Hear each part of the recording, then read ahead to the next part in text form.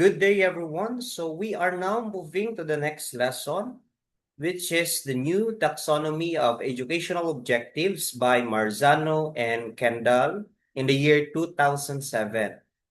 So last time I already discussed the Solo taxonomy by Biggs and Collis in 1982. So Solo means structured of observed learning outcomes. Composed of 5 stages. So starting from the pre-structural, unistructural, multi-structural, relational, and extended abstract. Okay, let's start with the new taxonomy under Marzano and Kendall. So here are the characteristics of the new taxonomy. It provides a model that is predictive of cognitive processing instead of a framework. Loosely organized principles that describe characteristics. All mental processes can be learned, even the most complex or difficult. Mental processes cannot be ordered hierarchically in terms of difficulty.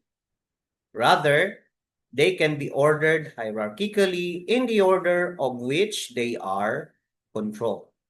So the difficulty of a process is a function of two things.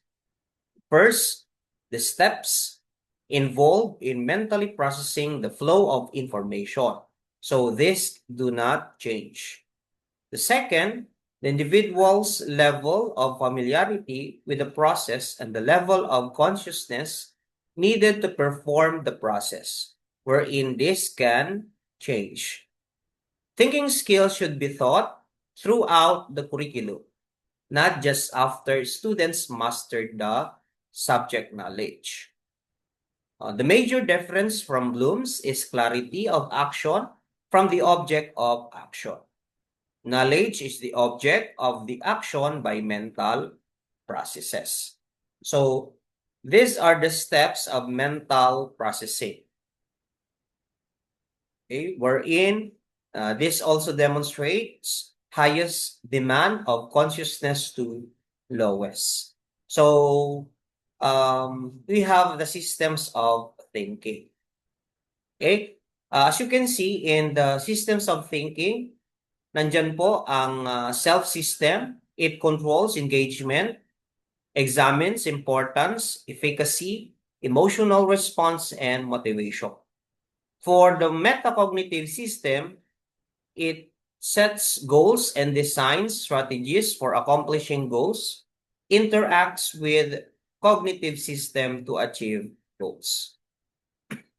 Next, we have cognitive system. We have retrieval, comprehension, analysis, and knowledge utilization. And we have the knowledge, okay, information, mental procedures, and psychomotor. So for the self system, all tasks start in the self system. Network of interrelated goals and beliefs used to make judgments about engaging in new tasks. Personal beliefs and values determine if the individual deems the task important.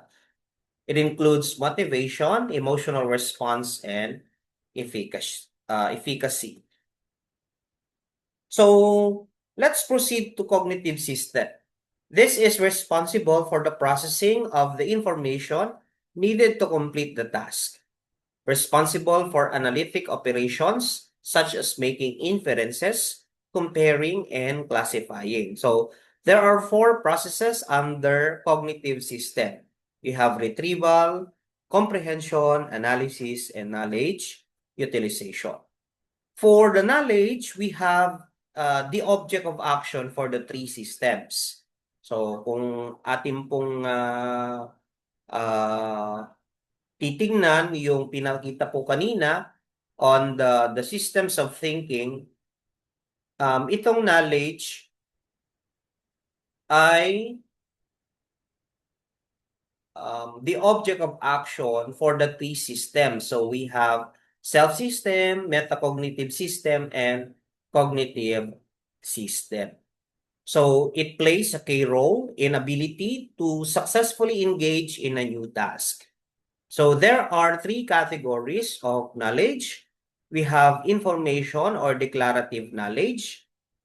Those are the vocabulary, terms, facts, principles, and concepts. Then we have mental procedures or procedural knowledge. It is the how-to procedures. And then we have the psychomotor procedures. These are the physical action.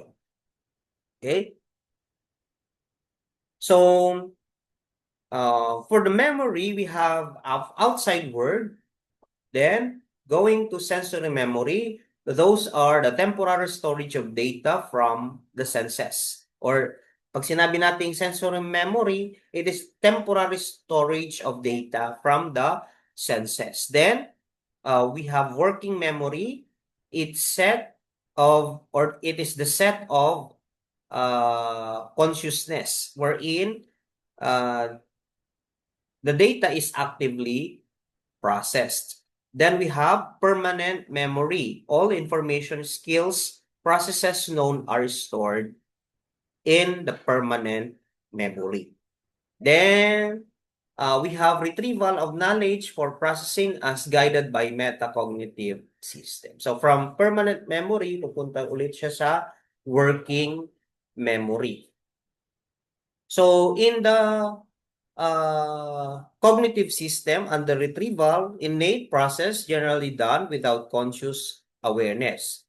It is a matter of the type of knowledge. So we have the types of knowledge, what we discussed earlier. We have the information, or that's the declarative knowledge, di ba?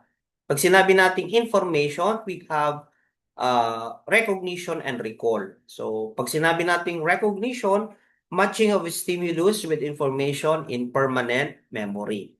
While recall, this is the transfer of details from permanent memory into working memory to be consciously processed. Okay? So, that's the recognition and recall. Pagdating naman sa procedural knowledge, it can be recognized and recalled as it has information embedded. Procedural knowledge is executed in this process. So, pagdating naman sa comprehension, okay, di ba, we have four categories of cognitive system. The first one is the retrieval. Itong susunod, itong comprehension, it is responsible for translating knowledge into a form for storage in permanent memory. So information is processed in two mode. We have linguistic or imagery. Translation occurs by integrating and symbolizing. So, pag sinabi nating integrating, this is mixing of new knowledge with old knowledge in permanent memory and distilling it down to key characteristics in a general form. While symbolizing, it is the process of creating symbolic, that's the non-linguistic, okay? Because through symbols, nakikita natin analog of the, symbolic analog of the knowledge. Okay? So, the next category of cognitive system, we have analysis. The reason extension of new knowledge not already possessed by the individual. It requires conscious and rigorous application, forcing the learner to cycle through knowledge multiple times, changing and refining it along the way. So there are 5 processes under analysis.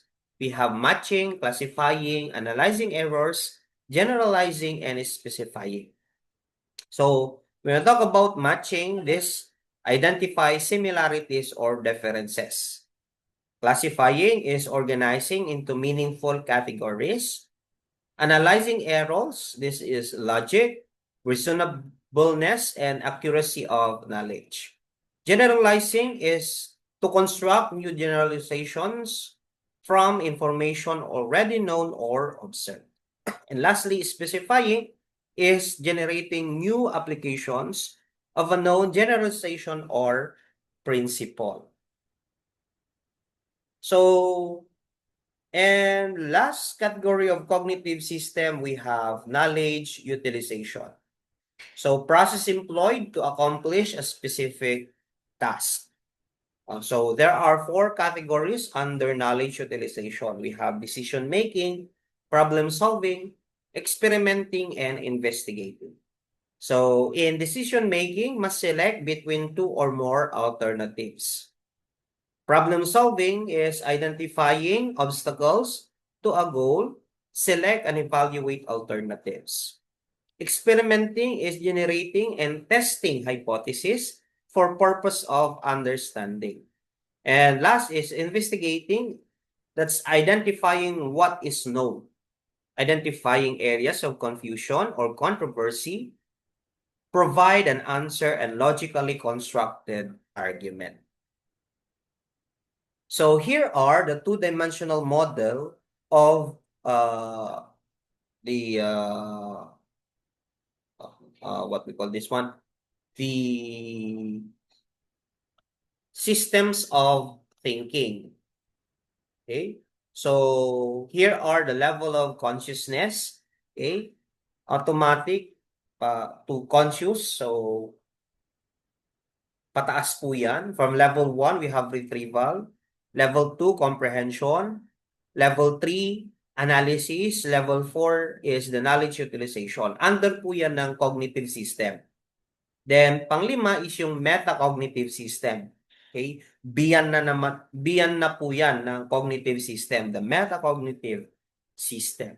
And level 6 is self-system. Wherein, meron din pong mga levels of knowledge. So, starting from the information or the declarative knowledge, then going to the mental procedures or the procedural knowledge, then we have the psychomotor procedures. Okay? So, yun po yung sa new taxonomy of Kendall and Marzano in 2007.